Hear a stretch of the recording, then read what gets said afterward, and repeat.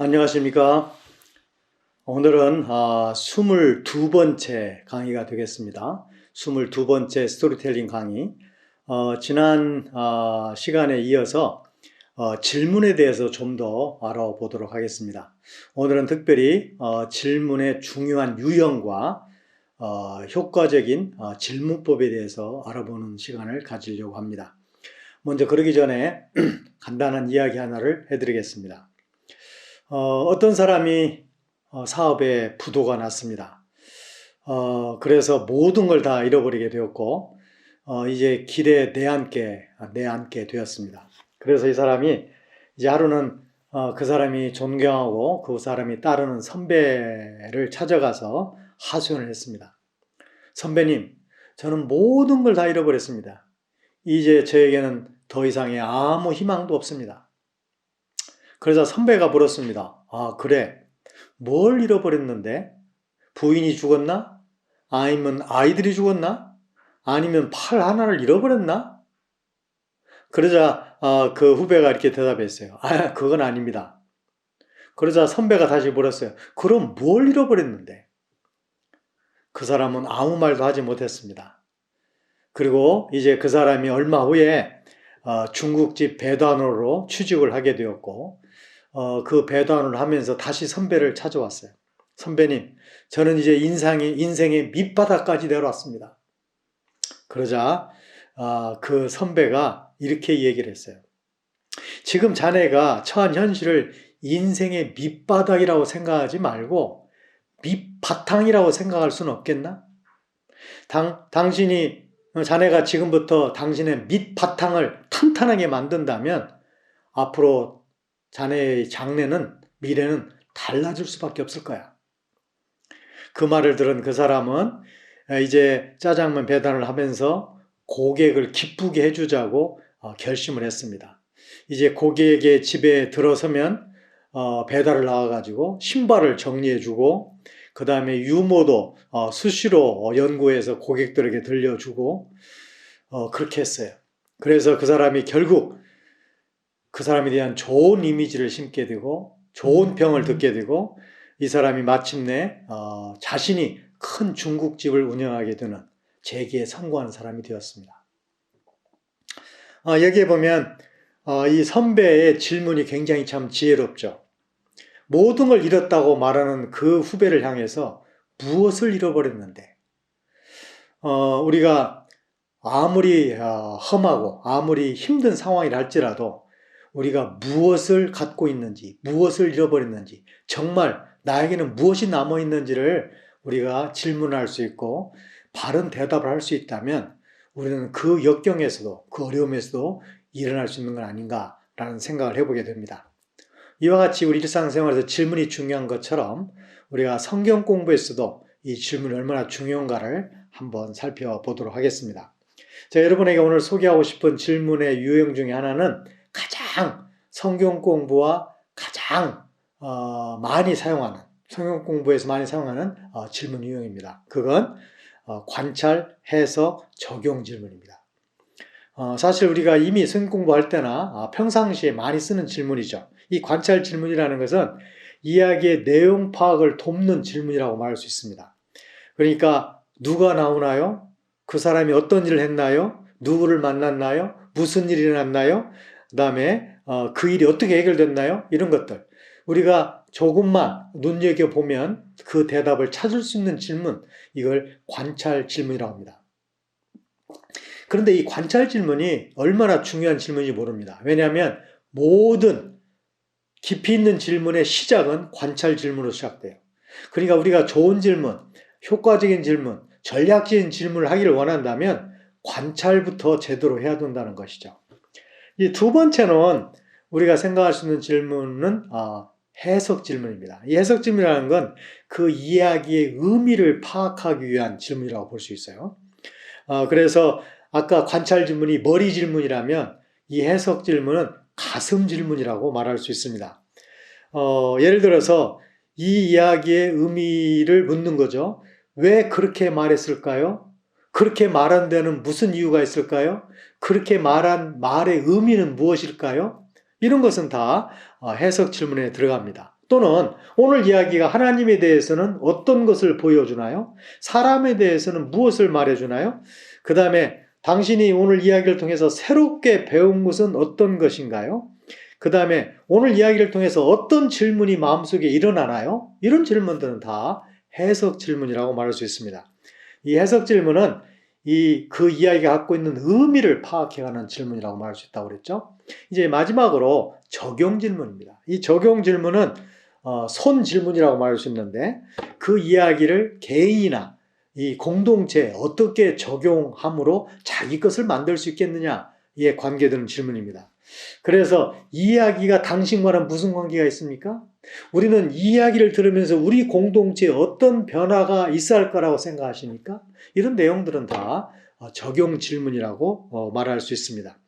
그 외에도 제가 지금까지 조사한 질문의 유형만 하더라도 한 30여 가지가 넘는 것 같습니다. 다음 기회에 이제 2차 워크숍을 하게 되면 그 질문에 대해서 많은 것을 다룰 수 있는 기회가 있을 것입니다.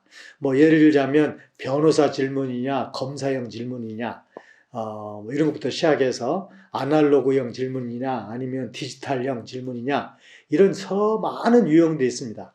그런 유형들 다 아실 필요는 없지만 이런 유형들을 배워놓으면 성경 공부 또 성경 공부 상황 또 대상 본문에 따라서 적절한 질문을 사용해서 깊이 있게 성경 공부를 또 성경을 다뤄나갈 수 있는 기회가 주어질 것입니다. 자, 이제 효과적인 질문법을 한번 살펴보도록 하겠습니다. 우리가 누구나 질문을 잘할 수 있는 건 아니에요. 누구나 질문을 할 수 있어요. 그러나 잘할 수 있는 건 아니에요. 그런 점에서 우리가 질문을 좀 익혀가는 효과적인 질문을 할 수 있도록 익혀가는 것은 매우 의미가 있을 것입니다. 첫 번째로 질문은 긍정적인 태도와 의도로 질문하는 것입니다. 참 재밌는 것은 우리가 긍정적인 방향으로 질문하면 대답도 긍정적인 방향으로 나와요. 우리가 긍정적인 반응을 보이면 저쪽에서도 긍정적인 반응이 나오는 경우가 많죠. 거꾸로 부정적으로 질문하면 부정적인 대답이 나오는 경우가 많죠. 그래서 우리가 생각할 수 있는 것은 긍정적인 태도와 의도를 가지고 질문을 시작하라는 겁니다. 두 번째로는 재치 있고 상황에 맞는 유머가 들어있는 질문도 참 좋겠습니다. 이 유머 같은 경우는 분위기를 반전할 수도 있고 또 사람들의 마음을 좋은 쪽으로 돌릴 수도 있기 때문에 좀 재치 있는 또 상황에 맞는 유머 이런 것들이 들어있는 질문도 좋겠습니다. 세 번째로는 짧고 간단하게 질문을 하는 겁니다. 자칫 잘못하면 많은 것을 장황하게 늘어놓거나 자기가 알고 있는 내용을 다 설명함으로 질문이 가장 마지막 부분에 아주 간단하게 나올 수 있는데 그런 유형보다는 짧고 간단하게 질문을 하는 것입니다. 네 번째로는 적절한 타이밍을 잡아서 질문을 하는 것입니다. 이 분위기나 감정이나 상황을 봐서 질문을 해야지 그런 거와 아무 관계없이 그냥 불쑥 던지는 질문은 별로 좋은 질문이 아닐 것입니다. 그 다음에는 상대방을 내 쪽으로 끌어올 수 있는 질문이 참 필요합니다. 예를 들면 이런 거죠. 그렇다면 당신은 이 문제에 대해서 어떻게 생각하십니까? 당신의 생각은 무엇입니까? 이런 것들은 이렇게 끌어오는 것이죠. 그 다음에 상대방이 대답을 잘 못한다면 내 질문에 문제가 있을 수 있죠. 그럴 경우에 상대방이 쉽게 대답할 수 있도록 질문하고 그 다음에 필요하다면 질문을 좀 간단히 끊어서 몇 개로 끊어서 질문할 수도 있을 것입니다. 또 우리가 생각할 수 있는 것은 왜라는 것보다는 어떻게라는 질문이 좋겠습니다. 왜라는 질문은 굉장히 따지는 듯한 인상을 주죠. 그래서 결정적인 순간에 왜 그런 말이 나올 수도 있겠지만 시작에서는 어떻게 왜 그렇게 했을까요? 이것도 어떻게 해서 그런 일이 가능하게 되었을까요? 사실은 같은 질문이에요. 하지만 왜를 사용할 것이냐, 어떻게 사용할 것이냐, 이 듣는 사람의 어감은 많이 다릅니다. 그 다음에 상대방을 공감하고 있음을 보여주는 내용으로 질문을 하는 것입니다. 상대방의 말을 공감하고 있는 것을 보여주는 가장 중요한 방법 중 하나는 뭐냐면 그 사람이 사용하는 단어나 표현법을 반복함으로 그 다음 질문을 하는 것이에요. 그러면 그 사람은 저 사람이 내 말을 인정하고 있구나 라는 인상을 갖게 되죠. 그 다음에 또 생각할 수 있는 것은 상대방의 관심사를 묻는 것도 굉장히 중요합니다. 그 사람이 정말 뭘 알고 싶어 하는지를 정확히 감지를 해서 질문하면 좋은 답이 나올 수 있는데, 그렇지 않을 경우에는 굉장히 어려울 수 있죠. 그 다음에 사전에 질문을 충분히 준비하는 것이 굉장히 중요합니다. 물론 즉석에서 떠오르는 질문이 있을 수도 있겠지만 나올 만한 질문들을 충분히 준비하고 하면 훨씬 더 질문을 효과적으로 할 수 있는 장점이 있습니다. 그 다음에 우리가 질문할 때 분명한 사실이나 데이터를 가지고 질문하는 게 중요합니다. 막연한 데이터나 막연한 자료를 가지고 질문하면 막연한 답밖에 기대할 수밖에 없죠. 이런 점을 우리가 질문을 할 때 아마 생각해 보면 좋을 것 같습니다. 우리가 마지막으로 또 하나 좀 더 생각해 볼 수 있는 것은 질문법에 처음에 쉬운 것부터 질문하고, 그 다음에 팩트에 관련됐을 경우에는 개방형 질문, 했습니까 안 했습니까? 그런 것보다는 어떤 일이 생겼을까요? 뭐 이런 거. 그 다음에 긍정적인 아까 질문했죠. 이건. 그 다음에 질문은 생각을 자극하기 때문에 그 사람들의 생각을 자극할 수 있는 질문을 던지라는 것입니다. 그 다음에 질문을 하게 되면 스스로 질문에 대해서 답을 하게 되면 스스로 설득되는 경향이 있기 때문에 질문을 사용할 때 그런 것도 염두에 두면 좋을 것 같습니다. 오늘 질문의 유형과 효과적인 질문법에 대해서 생각해 보았습니다. 이제 마지막으로 저희 마을에서 있었던 이야기를 여러분에게 나누고 오늘 22번째 강의를 마치도록 하겠습니다. 저는 우리 마을에 들어간 뒤로 사실 우리 동네 사람이 그 전에 지어준 집에서 살 수 있는 특혜를 누렸습니다. 제가 사실 들어가자마자 저의 집을 새로 지을 수도 있었지만, 물론 돈도 많이 들어가고 시간도 많이 들어가겠지만, 그리고 또 쾌적하게 살 수 있겠지만, 한 선배 선교사님이 저한테 이런 말씀을 해주셨어요. 미국 선교사님이신데, 당신이 말과 언어와 문화를 빠른 시간 내에 습득하기를 원한다면, 그리고 사역을 효과적으로 하기를 원한다면 적어도 첫 텀은 좀 어려운 데서 살아라. 이런 말을 했어요. 쾌적한 집을 짓게 되면 이제 자꾸 사람들은 바깥으로 나가서 불편한 것을 피하려고 그러고 안에만 있으려고 하는 경향이 생긴다는 거죠. 그래서 사실 처음 2년 동안 굉장히 불편한 집에서 살게 되었습니다. 우리 마을 사람들이 집을 지어놨는데 집이 굉장히 좋지 않았어요. 그리고 무엇보다도 구멍이 많았어요. 그래서 온갖 곤충과 동물이 마음껏 드나들은. 사실 우리 집에 들어왔던 동물 중에 가장 불편했던 동물은 뱀이었어요. 저희 이제 그 실내용 화장실을 집에 만들어 가지고 간이 수세식으로 빗물을 받아서 사용하는 그 화장실을 만들었는데 그 안에 이제 뱀이 들어왔어요. 사실 한 번만 들어왔더라도 우리가 놀라고 힘들었을 텐데 그 뒤에도 사실 2번이나 더 들어왔습니다. 그래서 사실 우리가 화장실을 들어갈 때마다 이제 뱀이 있나 없나 확인하고 들어가야 되는 노이로제가 걸릴 정도로 굉장히 힘들었어요. 그래서 제가 왜 뱀이 들어오나 이걸 가지고 생각하고 연구하기 시작했어요. 사실 몇 권의 책을 봤는데 그 책들이 그 답을 말해주지 않았어요. 그런데 마지막에 봤던 조그마한 책인데 그 책에 이런 말이 간단하게 쓰여 있어요. 이 정글 라이프에 대해서 써놓은 책인데 이 뱀이 집에 들어오는 경우는 3가지 경우다. 그런 말을 써놨어요. 첫 번째로는 먹을 것이 있기 때문에 들어온다.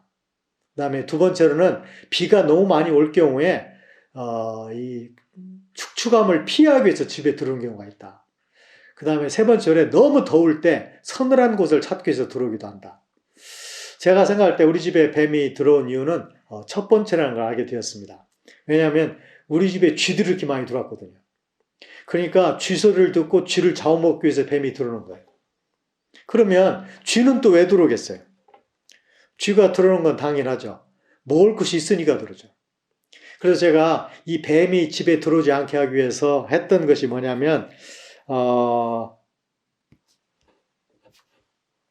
음식 관리를 철저히 하는 것이죠. 모든 음식을 드럼통에다가 넣고 이 림을 만들어 가지고 드럼 뚜껑을 아주 밀폐된 공간으로 만들 수 있도록 닫고, 그 다음에 먹고 남은 음식은 뭐 냉장고, 전기가 없고 냉장고 없으니까 철저하게 다 먹어버리거나 아니면 바깥에 땅에 묻어버리거나, 그 음식 관리를 철저히 했더니 쥐가 안 들어왔어요. 쥐가 안 들어오니까 뱀이 안 들어오게 된 거죠. 결국 뱀이 왜 들어오는가라는 질문을 했기 때문에 결국 그 뱀이 왜 들어온가를 알게 되었고, 그걸 통해서 우리 집에 뱀이 들어오지 않도록 조처를 취할 수 있게 된 것이죠. 다시 말하자면 우리 신앙에서도 똑같죠. 어떤 음식 관리를 제대로 잘못하게 되면 결국 뱀까지 들어오게 되는 거죠. 나의 약점과 나의 문제점과 나의 자주 넘어지는 것을 제대로 관리하지 못하면 그것 때문에 결국 뱀까지 들어오게 되는 것이 아닌가, 이런 생각을 하게 되었습니다. 우리가 일상생활에서, 신앙생활에서 질문을 통해서 우리의 신앙적인 해답을 찾아가는 그런 지혜로운 삶이 있었으면 좋겠습니다. 이것으로 22번째 강의를 마치도록 하겠습니다.